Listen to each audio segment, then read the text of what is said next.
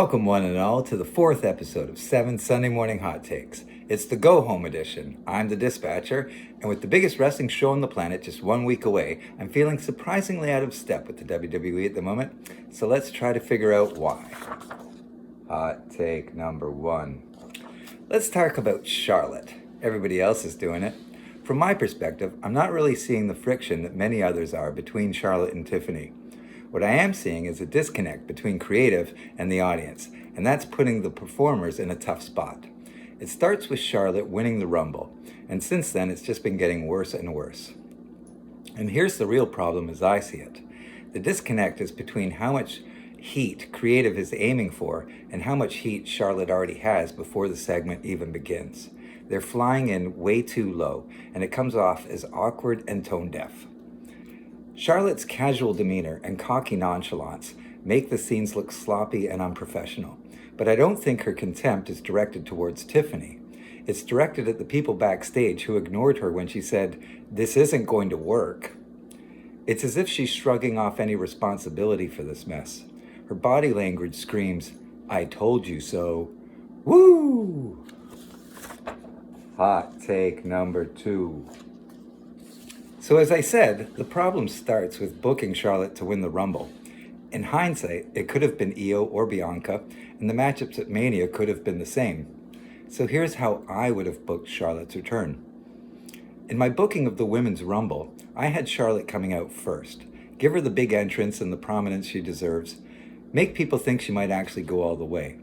I also had Chelsea Green consistently pestering Charlotte and running away until finally Flair catches up to her and eliminates the United States champion. But that sets Piper Niven off, who astonishes the overconfident Flair by knocking her out. Over the following weeks, Flair would then bully Chelsea and Piper, eventually winning the US title. But Piper shocks Flair again soon after to win the belt for herself. At Mania, we get a three-way for the US title, with the champion Piper and heel Charlotte, and it's Chelsea Green winning her title back again. Charlotte in a program for the US title would probably have drawn the right kind of heat, and putting Chelsea over without actually taking a pin from her would have looked good on her too.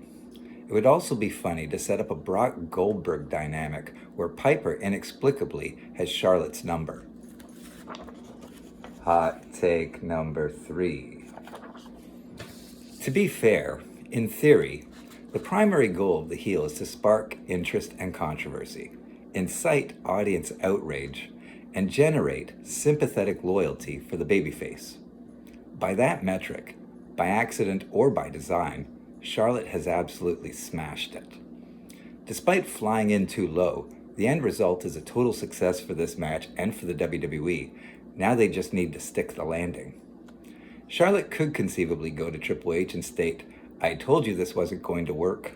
And Triple H could rightfully retort, "Are you kidding?" Audience engagement has reached the zenith level. Hot take number 4. Speaking of heels, my favorite wrestlers are all heels. Cena, Rollins, McIntyre, New Day, Liv Morgan, Jacob Fatu, Finn Balor, and of course, Kevin Owens. I don't know if it's me or if it's a reflection of Triple H's creative style, where the villains are all just so damn cool, but the villains also seem more relaxed to me and seem allowed to create heat freely, while the babyfaces feel constrained to talking points, catchphrases, and punchlines. Or maybe I'm just a bitter old man.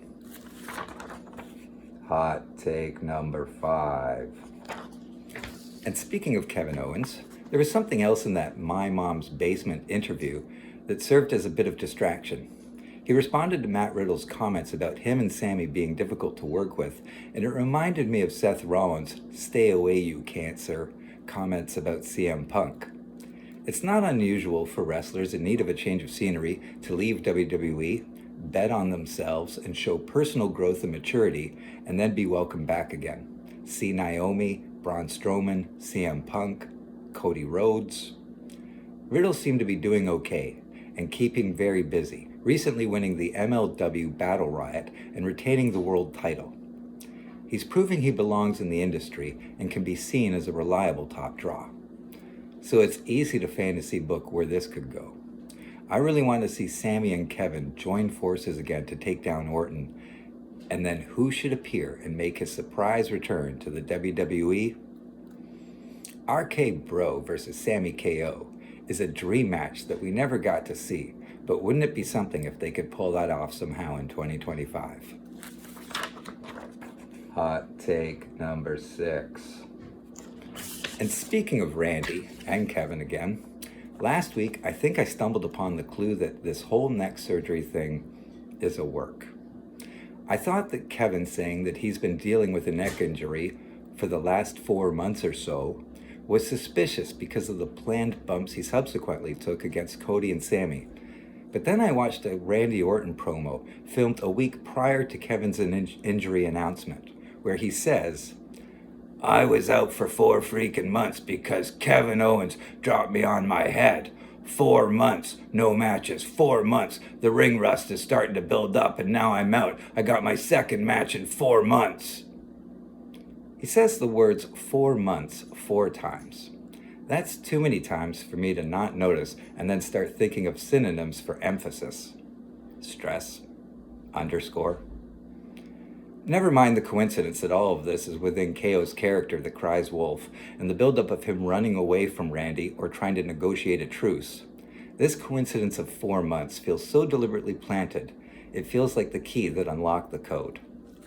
Meanwhile, Meltzer, whom I talked about last week, you should check out what I had to say about him, is reporting in The Observer that Kevin's neck injury was, quote, believed to have taken place on April 7th.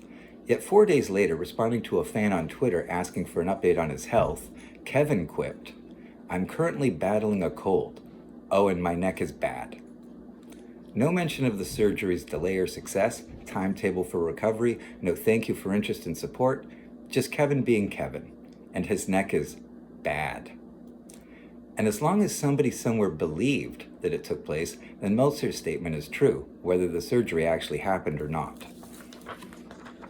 Hot take number 7.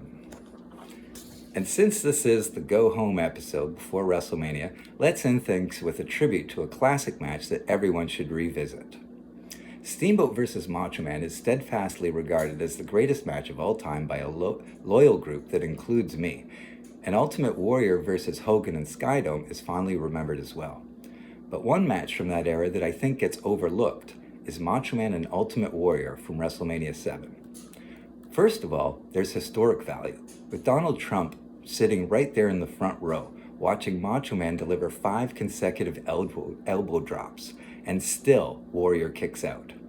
Then Warrior can't finish Macho, and he starts talking to the heavens. Finally, it ends with Warrior standing over Macho Man, pinning him with 1 foot on his chest, the first time I'd ever seen that, and supposedly ending Macho Man's career. And after all that, the post-match angle was Sherry attacking Savage and Elizabeth jumping the barricade and chasing her off, and then we get the most emotionally charged reconciliation ever in wrestling. The first, and one of the only times, I've ever seen a wrestling audience crying real tears of joy. This match might not make your top 10, but it's worthy of consideration and definitely deserves honorable mention. Next year will be the 35th anniversary of this match. It would be cool, just for the post-match angle with Miss Elizabeth, if it could be remembered as a Hall of Fame immortal moment. Thanks for being here, and have a great time at night 1, and if all goes well, I'll see you at the Intermission Sunday Morning with 7 mid-Mania hot takes before night 2. Until then, I'm the dispatcher, you're on the top turnbuckle, and every day is a sunset flip.